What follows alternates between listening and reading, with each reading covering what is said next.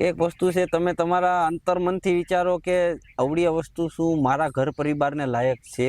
કારણ કે બોલિવૂડ વસ્તુ જ મેં તો કોઈ દી આજ લગી કોઈ દી પિક્ચર નથી જોયા, મેં આજ લગી કોઈ દી એની સિરિયલો નથી જોઈ જે બોલિવૂડે બનાવી છે. કારણ કે એ એક ફેક જેહાદ વસ્તુ છે, એ એક આખું અલગ જ વસ્તુ હાલે છે. એની અંદર જાનારા વ્યક્તિ કોઈ સારા છે નહીં, બરોબર? એમના કોઈ પાત્ર નિભાવવાળા કોઈ વ્યક્તિ સારા છે નહીં, બરોબર? બધા ડ્રગ્સ થી લઈને હરેક વસ્તુના નશા પતા કરવાવાળા વ્યક્તિ છે ને એ લોકો રોલ નિભાવીને તમને લોકોને આવું બધું પેશ કરે છે. એનામાં કાંઈ હોય નહીં. અને તમને કહું કે અત્યારે પિક્ચર એવા આવી ગયા છે કે જે ઓપન પિક્ચર થઈ ગયા છે, બધા એ નગ્ન પિક્ચર થઈ ગયા છે.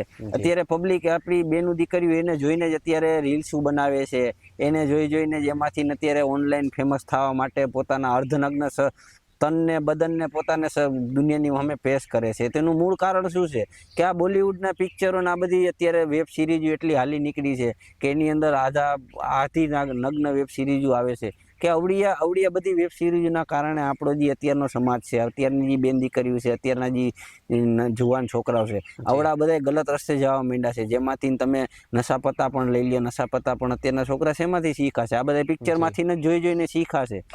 કે આનાથી શું થાય? આનંદ આવે. કલ્યો આનંદ બોલે.